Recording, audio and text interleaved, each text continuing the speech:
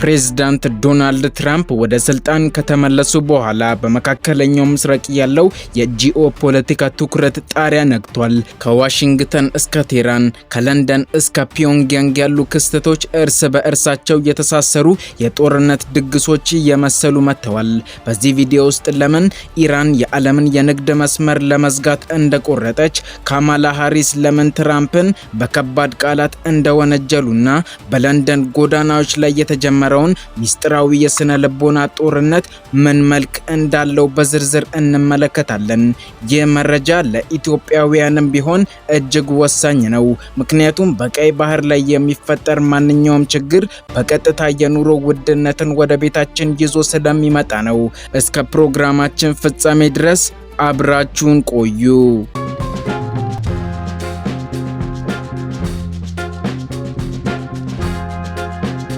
በቅድሚያም የአሜሪካ ፕሬዝዳንት ዶናልድ ትራምፕ በቅርቡ በራሳቸው የማህበራዊ ትስስር ገጽ ትሩዝ ሶሻል ላይ ያሰፈሩት መግለጫ የብዙዎችን ትኩረት ስቧል። ትራምፕ እስራኤልን ታላቅ አጋር በማለት ከማሞካሸት ባለፈ እስራኤላውያን በችግር ጊዜ እውነተኛ ማንነታቸውን የሚያሳዩ ቆራጥና ታማኝ ህዝቦች ናቸው ሲሉ አውጀዋል። የመግለጫ በዲፕሎማሲው ዓለም ውስጥ ትልቅ ትርጉም አለው። ትራምፕ አሜሪካ ከእስራኤል ጎን በጽኑ እንደምትቆም ዳግም ማረጋገጫ የሰጡበት የመግለጫ ትራምፕ አሜሪካ ከእስራኤል ጎን በጽኑ እንደምትቆም ዳግም ማረጋገጫ የሰጡበት ነው። ነገር ግን የመግለጫ የወጣው በባዶ ቦታ አይደለም። የቀድሞዋ ምክትል ፕሬዝዳንት ካማላ ሃሪስ በዲትሮይት ከተማ በነበራቸው የገቢ ማሰባሰቢያ መድረክ ላይ ትራምፕን ኩፍኛ ወንጅለዋል። ሃሪስ እንዳሉት ከሆነ ትራምፕ የአሜሪካን ህዝብ ጥቅም ወደ ጎን በመተው በእስራኤሉ ጠቅላይ ሚኒስትር ቤንያሚን ኔታንያሁ ግፊት ወደማይፈለግ ጦርነት እየገቡ ነው። ትራምፕን ወደዚህ ጦርነት የጎተቷቸው ቤንያሚን ኔታንያሁ ናቸው ሲሉ በስም ጠቅሰው ተናግረዋል። ኔታንያሁ በበኩላቸው ይህንን ክስ የፈጠራ ዜና ወይም ፌክ ኒውስ በማለት ውድቅ አድርገውታል። ኔታንያሁ እንደሚሉት ትራምፕ ውሳኔ የሚያሳልፉት ለአሜሪካ ይጠቅማል ብለው በሚያስቡት መንገድ ብቻ ነው። ሆኖም ይህ የቃላት ጦርነት የሚያሳየው አንድ ትልቅ እውነት አለ። የአሜሪካ የውስጥ ፖለቲካ በመካከለኛው ምስራቅ ጉዳይ ላይ ለሁለት መከፈሉን እና ይህም ለኢራን የተለየ እድል ሊሰጥ እንደሚችል ነው። ይህ በእንዲህ እንዳለ አሁን ደግሞ ትኩረታችንን ወደ ባህረ ሰላጤው እናድርግ። የኢራን አብዮታዊ ዘብ የባህር ኃይል በወሰደው አዲስ እርምጃ ቀደም ሲል ለንግድ መርከቦች ክፍት የነበረውን የሰላም ኮሪደር ጭምር መዝጋቱን አውጇል። ይህም ውሳኔ በዓለም የነዳጅ ገበያ ላይ ከፍተኛ ድንጋጤን የፈጠረ ሲሆን የሆርሙዝ ወሽመጥ በዓለም ላይ ካለው የነዳጅ ፍላጎት ውስጥ ሲሶን የሚሸፍን ወሳኝ መስመር በመሆኑ ኢራን ይህንን መስመር መዝጋቷ ለአሜሪካ እና ለአውሮፓ ግልጽ የሆነ የኢኮኖሚ ጦርነት አዋጅ ነው። ኢራን ይህንን እርምጃ ለመውሰድ የተገደደችው አሜሪካ በጣለችባት የባህር ላይ ማዕቀብ ምክንያት እንደሆነም ገልጻለች። አሜሪካ የጣለችውን ማዕቀብ ካላነሳች አንድም መርከብ በዚህ መስመር እንዲያልፍ አልፈቅድም የሚል ጠንካራ አቋምን ይዘዋል። ይህ ማለት ደግሞ በኢትዮጵያም ሆነ በሌሎች ሀገራት የነዳጅ ዋጋ፣ የትራንስፖርት እና የሸቀጦች ዋጋ በከፍተኛ ሁኔታ ሊጨምር ይችላል ማለት ነው። ከዚህ በተጨማሪ የየመን ሁቲዎች የራሳቸውን ዛቻም ሰንዝረዋል። የሁቲዎች ምክትል የውጭ ጉዳይ ሚኒስተር ሁሴን አልአዚ ትራምፕ ለሰላም እንቅፋት መሆናቸውን ከቀጠሉ የባብ አልመንደብን በር እንደሚዘጉ አስጠንቅቀዋል። ባብ አልመንደብ ደግሞ ቀይ ባህርን ከኤደን ባህረ ሰላጤ ጋር የሚያገናኝ ወደ ስዊዝ ቦይ የሚወስድ ብቸኛው በር ነው። ይህ በእንዲህ እንዳለ የጦርነቱ አድማስ ከመካከለኛው ምስራቅ አልፎ ወደ አውሮፓ ዋና ከተሞች ተሸጋግሯል። በለንደን ከተማ በተከታታይ የተፈጸሙ የእሳት ቃጠሎችና የድሮን ነክ ስጋቶች ዓለምን አስገርመዋል። ከኢራን ጋር ግንኙነት አለው የተባለው ሐረካት አሸብ አልያሚን አልእስላሚያ የተባለው ቡድን ለነዚህ ጥቃቶች ኃላፊነቱን ወስዷል። በጥቃቱ የአይሁድ ትምህርት ቤት ተቋማት እና አምቡላንሶች ሳይቀሩ ኢላማ ተደርገዋል። በቤልጂየም እና በኔዘርላንድም ተመሳሳይ እርምጃዎችን መውሰዱ ተዘግቧል። የብሪታንያ ፖሊስ እና የጸጥታ ተቋማት ይህንን ቡድን የኢራን የስለላ ድርጅት ሽፋን ሳይሆን አይቀርም የሚል ጥርጣሬ አላቸው። ይህ በእንዲህ እንዳለ ሁኔታው ወደ ከፋ ጦርነት እንዳያመራ የኢራኑ የውጭ ጉዳይ ሚኒስተር አባስ አራግቺ ከፍተኛ የሆነ የዲፕሎማሲ እንቅስቃሴን እያደረጉ ነው። አራግቺ ባለፉት ጥቂት ቀናት ውስጥ ወደ ሩሲያ፣ ኦማን እና ፓኪስታን ተጉዘዋል። ኢራን አዲስ የሰላም እቅድ ይዛ ቀርባለች። የዚህ እቅድ ዋነኛው ነጥብ የኒውክሌር ጉዳይን ለጊዜው ወደ ጎን ትተን የባህር ደህንነት እና የንግድ መስመሮችን ስለመክፈት እንነጋገር የሚል ነው። ፓኪስታን በዚህ ድርድር ውስጥ እንደ ዋነኛ መልእክተኛ ሆና እያገለገለች ትገኛለች። በኢስላማባድ የሚገኘው ሴራና ሆቴል አካባቢ የጸጥታ ጥበቃው ተጠናክሯል። ምክንያቱም በሚቀጥሉት ቀናት በአሜሪካና በኢራን መካከል የሚደረግ ወሳኝ የዲፕሎማሲ ንግግር በዚያ ይካሄዳል ተብሎ ስለሚጠበቅ ነው። ሆኖም ትራምፕ በዚህ የኢራን ሀሳብ ደስተኛ አይደሉም። ኢራን የኒውክሌር ፕሮግራሟን ለድርድር ካላቀረበች ሌላኛው ንግግር ትርጉም የለውም የሚል ጽኑ አቋም አላቸው። አሜሪካ አብርሃም ሊንከን የተሰኘውን ግዙፍ የአውሮፕላን ተሸካሚ መርከብ ወደ ቀጠናው መላኳ ድርድሩ ካልተሳካ ወደ ወታደራዊ እርምጃ ለመውሰድ ዝግጁ መሆኗን የሚያሳይ ማስጠንቀቂያ ነው። ይህ በእንዲህ እንዳለ ዓለማችን በመካከለኛው ምስራቅ ውጥረት ተወጥራ ባለችበት ሰዓት ሰሜን ኮሪያ ደግሞ ዳግም ብቅ ብላለች። በሚያዝያ ወር ብቻ ለአራተኛ ጊዜ ባላስቲክ ሚሳኤል በማስወንጨፍ ዓለምን አስገርማለች። ይህ ድርጊት አሜሪካ ትኩረቷን ወደ መካከለኛው ምስራቅ ላይ ብቻ እንዳታደርግ የተሰላ ስሌት ሊሆን ይችላል ተብሎ ይገመታል። በሌላ በኩል ደግሞ የአውሮፓ ህብረት ኮሚሽን ፕሬዝዳንት ኡርሱላ ቮንደርስሊን በኢራን ላይ የተጣሉ ማዕቀቦችን በቅርቡ ለማንሳት እያሰቡ መሆናቸውን ተናግረዋል። ይህ ከአሜሪካ አቋም ጋር የሚጋጭ ይመስላል።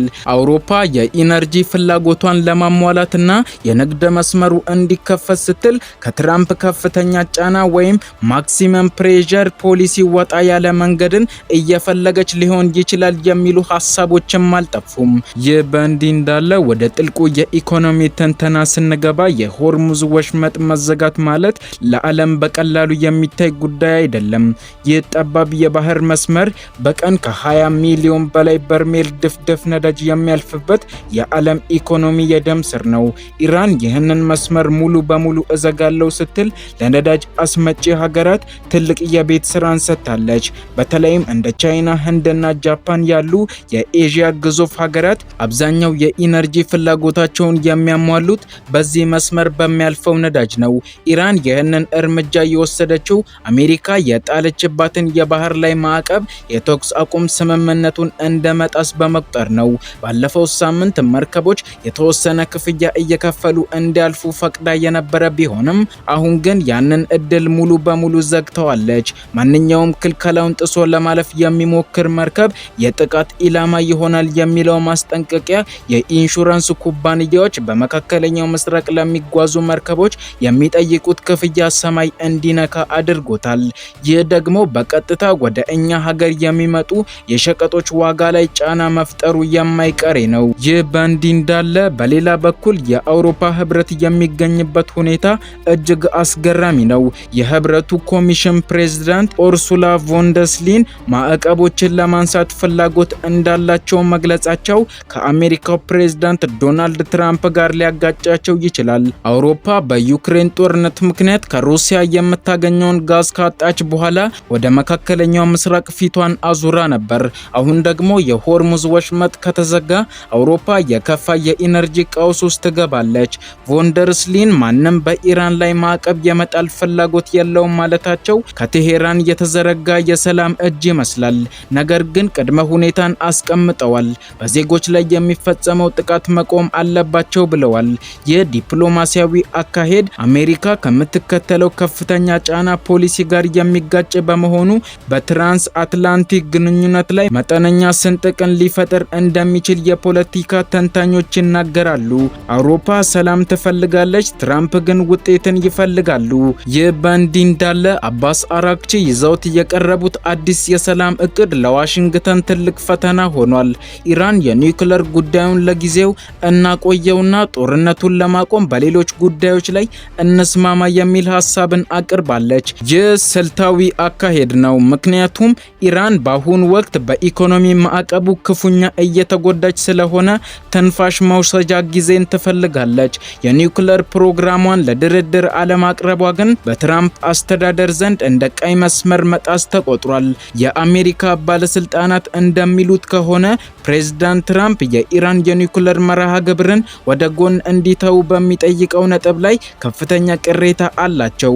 በመገናኛ ብዙሃን በኩል ድርድር አናደርግም ያሉት የዋይት ሃውሱ ቃል አቀባይ ኦሊቪያ ዌልስ ማንኛውም ስምምነት ኢራን የኒውክሌር መሳሪያ እንዳይኖራት ማረጋገጥ እንዳለበት ደጋግመው አሳስበዋል። ይህ አለመግባባት በፓኪስታን የሚደረገውን ድርድር ተስፋ እያጨለመው ይገኛል። በሌላ በኩል አሁን የዓለም አይን በፓኪስታን ዋና ከተማ ኢስላማባድ ላይ አርፏል። እንደ አውሮፓውያኑ የዘመን ቀመር ከ1979 የኢራን እስላማዊ አብዮት በኋላ ለመጀመሪያ ጊዜ አሜሪካና ኢራን ያለ አንዳች ቅድመ ሁኔታ ፊት ለፊት የተገናኙበት ሴርና ሆቴል አሁንም ለሁለተኛ ዙር ድርድር ዝግጅቱን እያጠናቀቀ ነው። ፓኪስታን በሁለቱም ሀገራት መካከል እንደ ድልድይ ሆና ማገልገሏ በቀጠናው ያላትን ዲፕሎማሲያዊ ተሰሚነት ከፍ አድርጎታል። በሆቴሉ ዙሪያ የተሰማሩ ተጨማሪ የፖሊስ አባላትና አዳዲስ የፍተሻ ኬላዎች የጉዳዩን ክብደት ያሳያሉ። ይህ ድርድር ካልተሳካ ቀጣዩ አማራጭ ወደ ወታደራዊ ግጭት ብቻ ሊሆን ይችላል። ኢራን እድሏን ለፓኪስታን ያስረከበች ሲሆን አሜሪካ ደግሞ በበኩሏ የአሜሪካን ሕዝብ ጥቅም የሚያስቀድም ውሳኔ ላይ እንደምትደርስ አስታውቃለች። ይህ በእንዲህ እንዳለ ወደ ወታደራዊ ገጽታ ስንመለስ የሰሜን ኮሪያ ተከታታይ የሚሳኤል ሙከራዎች ለዓለም አቀፍ ደህንነት አዲስ ስጋትን ፈጥረዋል። ፒዮንግያንግ በሲንፎ አካባቢ ያስወነጨፈቻቸው የአጭር ርቀት ባላስቲክ ሚሳኤሎች 140 ኪሎ ሜትር ርቀት መጓዛቸው የደቡብ ኮሪያና የጃፓን መከላከያ ሰራዊት በከፍተኛ ንቃት እንዲጠባበቁ አድርጓል። ይህ ድርጊት በአጋጣሚ የተከሰተ አይደለም። ሰሜን ኮሪያ አሜሪካ በመካከለኛው ምስራቅ ውጥረት ውስጥ ተወጥራ ባለችበት በዚህ ወቅት ወታደራዊ ጡንቻዋን ማሳየቷ ዋሽንግተን በሁለት ግንባር እንድትወጠር የተሰላ ስልት ነው። በተመሳሳይ ሰዓት ኢራንም የራሷን የድሮን እና የሚሳኤል ቴክኖሎጂ ለተተኪ ቡድኖች ወይም ፕሮክሲ እያጋራች መሆኑ በለንደን ጥቃት ላይ ታይቷል። ውድ ተመልካቾቻችን ለዛሬ ያዘጋጀንላችሁ ፕሮግራም ይህንን ይመስል ነበር። በየጊዜው ፈጣንና ወቅታዊ መረጃዎች እንዲደርሷችሁ ቻናላችንን ሰብስክራይብ እንዲሁም ይህንን ቪዲዮ ላይክ ማድረግ አትዘንጉ እያለን እስከ ፕሮግራማችን ፍጻሜ ድረስ አብራችሁን ስለቆያችሁ ከልብ እናመሰግናለን። መልካም ጊዜ ይሁንላችሁ።